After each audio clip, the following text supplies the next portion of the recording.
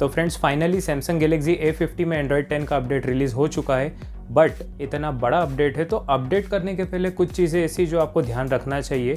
अगर आप ये 3 स्टेप्स फॉलो करेंगे तो हो सकता है आप अपने डिवाइस को ब्रेक होने से बचा लें। बहुत सारी चीज़ें आपको नहीं पता होती अपडेट करने के पहले, इसलिए आपको हो सकता है कि बूट लूप हो जाए या डिवाइस में कुछ प्रॉब्लम आ जाए अपडेट के बाद। तो ये छोटी सी वीडियो इसको आप देख लीजिए।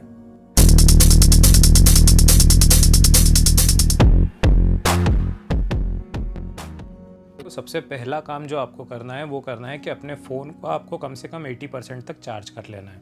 क्योंकि क्या होगा, ये जो अपडेट है इस अपडेट में कम से कम आपको 1 से 1.5 घंटा भी लग सकता है, तो पेशेंटली आपको वेट करना पड़ेगा। तो पहले तो अपना फ़ोन को आप 70-80% चार्ज कर लें, है ना। जैसे कि आपको दिख ही रहा होगा कि ये जो अपडेट है इसमें कम से कम आपको 1.8 GB अप्रॉक्सीमेट डेटा ये मांग रहा है, ठीक है। मतलब 1793 MB आपको मांग रहा है। बट अगर आपका डेटा पैक 1 GB का है या 1.5 GB का है तो कहीं ना कहीं आपको थोड़ा सा और एक्स्ट्रा डेटा के लिए रिचार्ज कराना ज़रूरी है। क्यों ज़रूरी है? क्योंकि जब आप डेटा किसी भी सर्वर से फैच करते हैं तो हो सकता है जहाँ पर आपका डेटा ख़त्म होगा वहाँ पर डेटा ख़त्म होने के कारण हो सकता है कि फाइल्स प्रॉपरली आपको नहीं मिल पाए। तो इस चीज़ का ध्यान रखें। कम से कम आप ये मान के चलिए कि 2 GB डेटा आपके पास होना ही चाहिए, या थोड़ा सा आप रिचार्ज कर लें। अगर आप जियो यूज़र्स हैं तो आप 11 रुपये का रिचार्ज कर सकते हैं जिसमें आपको 800 MB डेटा मिल जाता है। और अगर आप जैसे अगर 800 MB भी आपको कम पड़ता है तो आप फिर 21 रुपीज़ का रिचार्ज करा सकते हैं जिसमें आपको 2 GB डेटा मिल जाएगा। तीसरी जो सबसे इम्पॉर्टेंट चीज़ है वो है स्टोरेज।